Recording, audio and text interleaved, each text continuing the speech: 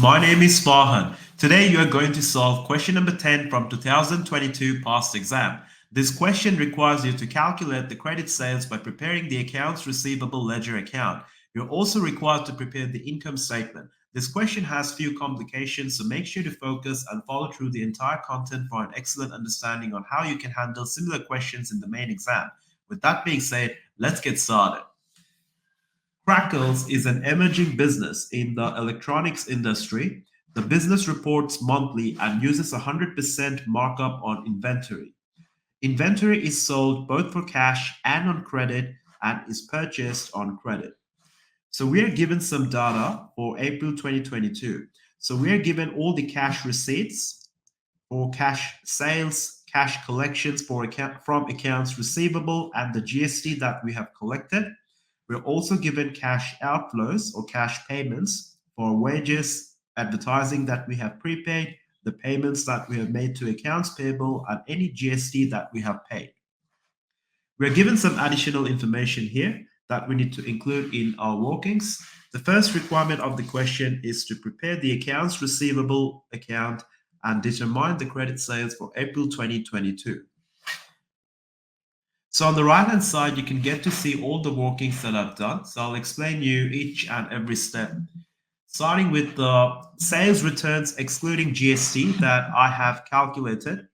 So if you check the additional information, the second line, it says that sales returns were $4,400 including GST. So in Australia, the GST rate is 10%. So on that basis, if I was to calculate the sales returns excluding GST, I can simply take the sales returns including GST, which is $4,400, and then divide it with 1.1, and then we get the GST excluding value, and that is $4,000. So this $4,000 for sales returns excluding GST is what we are going to be including in the income statement. The income statement only cares about the sales returns. It doesn't care about the sales returns including GST. Whatever GST adjustments we need to make, that is part of the GST clearing liability account, which eventually goes into the balance sheet. In this question, we are not required to do any of those, so there's nothing to worry about. Next, we want to calculate the credit sales, and the credit sales is what we are going to derive by preparing the accounts receivable ledger account. First of all, I need you to check the first line in the additional information. What does that say? It says that accounts receivable opening balance at 1st of April is $21,200 and closing balance at 30 April is $24,400. So let's check the accounts receivable ledger account, which I have already prepared in advance, but let me explain you what's happening. First of all, accounts receivable is an asset account. So why is accounts receivable an asset account?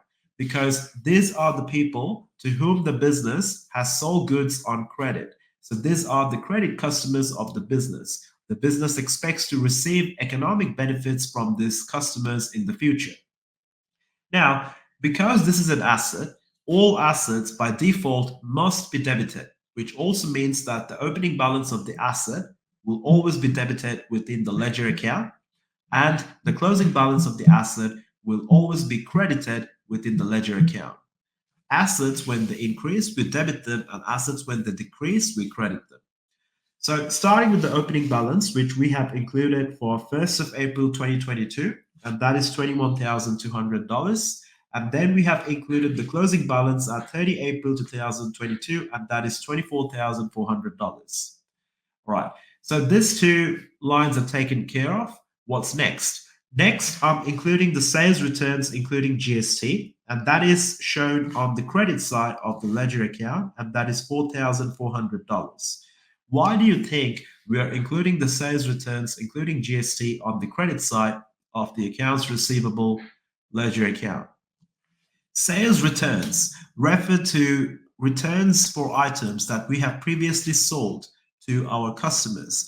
So if our customers are returning some of the items that we have sold to them in the past, that means that we expect now to collect less in terms of money or cash from these people.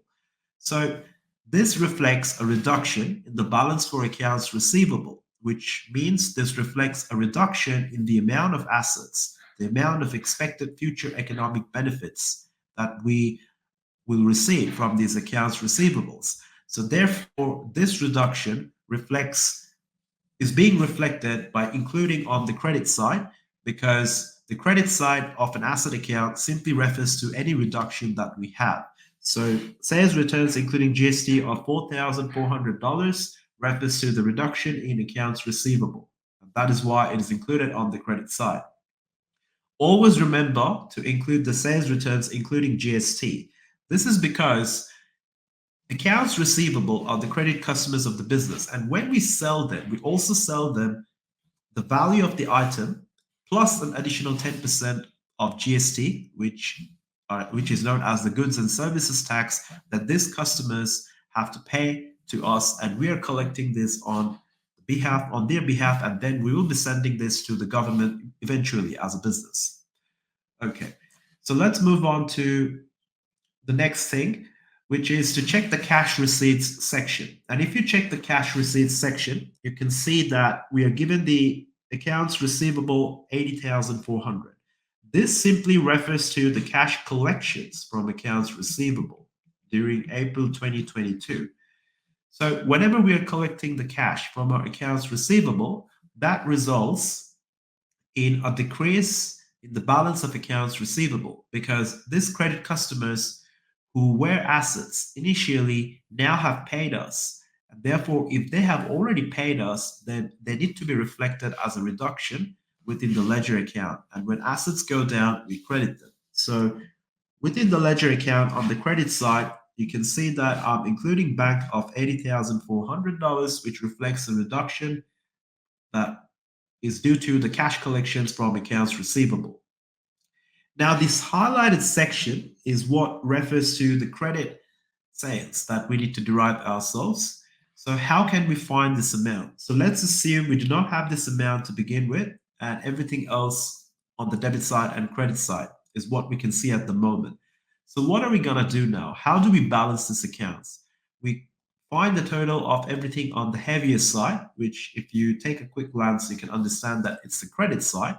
So find the total of everything on the credit side, and that is 109,200, which must be the total on the debit side as well to ensure that the fundamental accounting rules apply. And when we subtract the opening balance of $21,200, we are left with $88,000, which is the amount of credit sales, including the 10% GST. Be very careful with how you cross-reference here. So sales including GST, because again, we are not just selling them the items based on the value, but also an additional 10% that we are obligated to collect on behalf of the government, and then we'll be sending it to the government at the end of the financial year.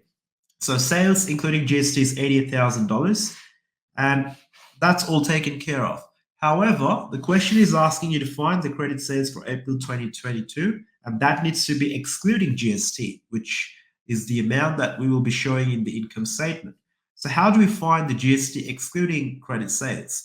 We just simply take the 88,000 and then divide it with 1.1, which removes the GST effect, and we are left with $80,000 as the credit sales for April 2022.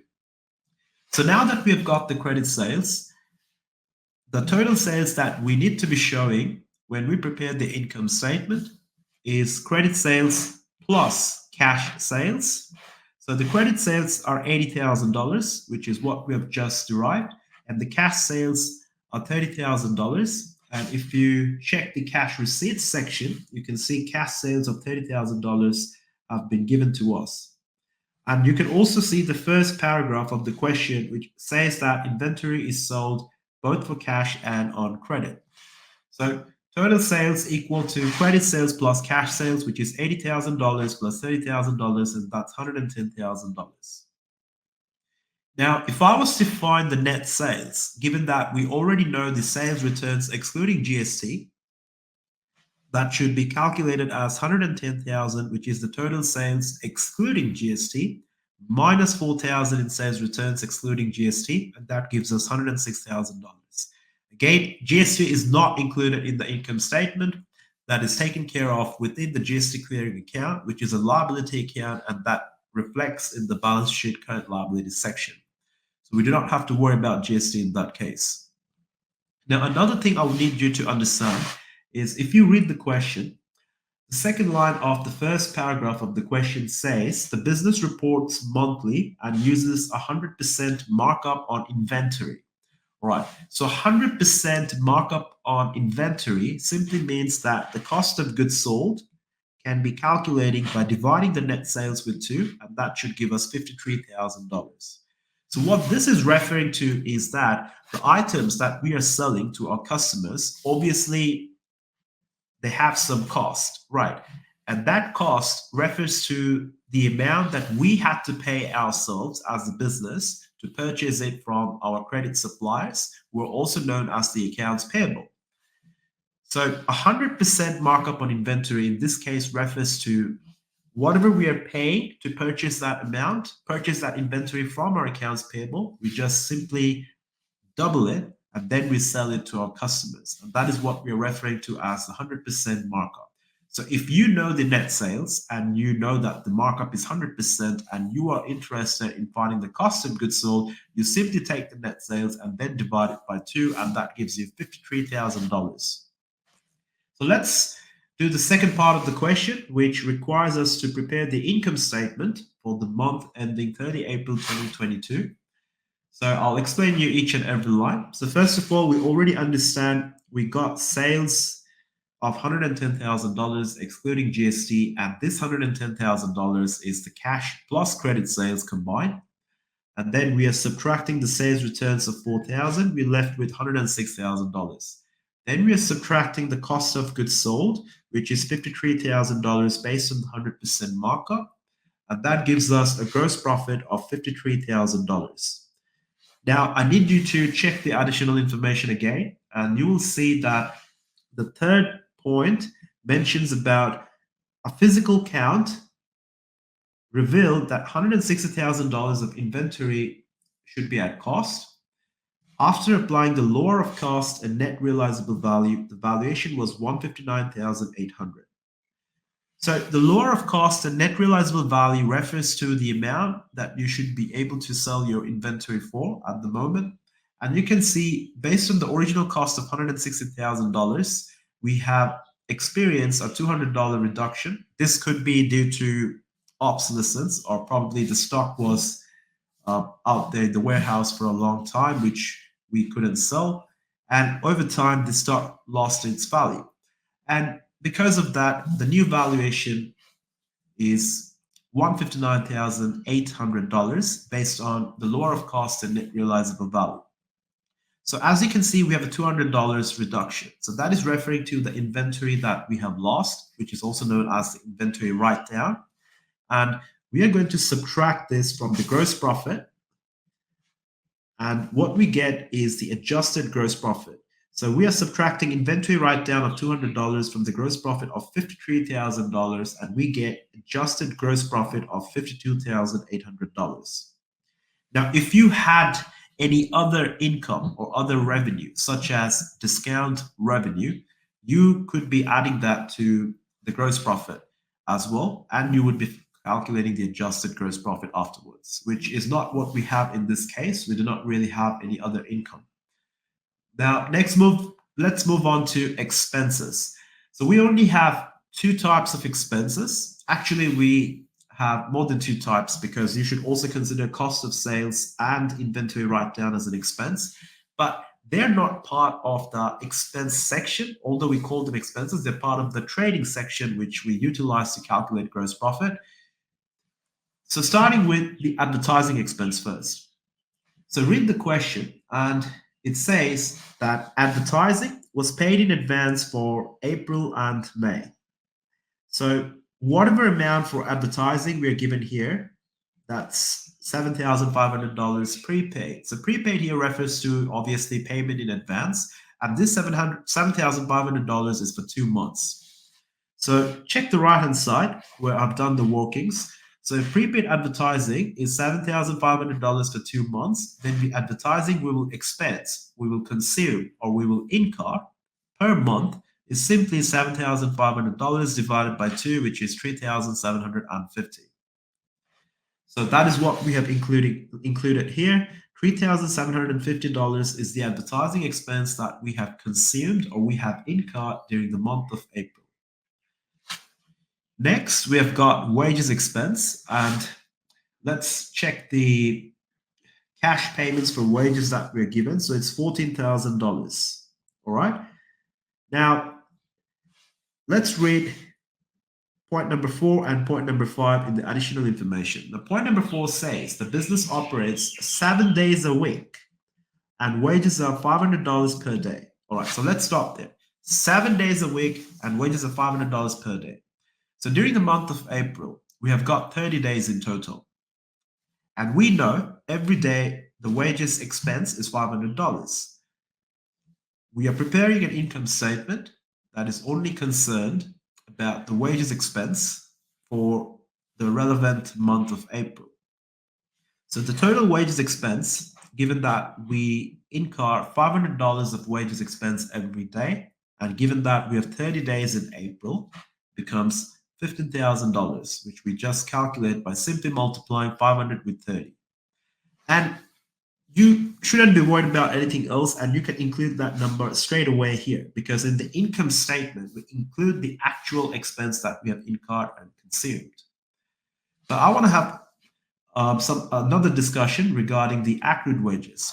So if you read the second line of point number 4, it says that wages have been paid up to and including 28 April. So if we have paid everything until the end of 28 April, that means 2 more days of wages are left to be paid. And that is what we call the accrued wages, which is something that you would be showing in the balance sheet if you were preparing that within the current liabilities section.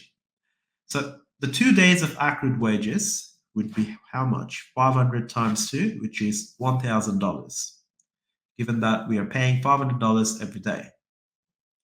Now, another thing I want you to understand is that total wages expense, which we are reporting in the income statement, is $15,000. Accrued wages is $1,000 for 2 days, which we are showing in the current liabilities section of the balance sheet. So what does that tell you? How much wages have we actually paid? We have paid $14,000, which is what we will be showing in the cash flow statement, right? And where are we going to show this in the cash flow statement? Within the operating activities section. How can we validate this number for more confidence? Check the cash payments section, and you can see that wages paid for cash were $40,000. And we can confidently say that this is what we will be showing in the cash flow statement, because you can check the second last point, which says there were no prepaid or accrued expenses on 31 March. So basically, everything else was taken care of at the end of 31 March. So we have no wages from previous period, which we are paying in this period. So in this period, we got a total expense of $15,000 for 30 days, accrued wages of $1,000 for 2 days, which is going into the balance sheet. And we have paid $14,000 in cash, which is what we are going to be showing in the cash flow statement under the operating activities section. Now let's finalize the income statement. So we've got both advertising and wages expense taken care of. So the total is $80,750, which is what you subtract from the adjusted gross profit, and you are left with a net profit of $34,050.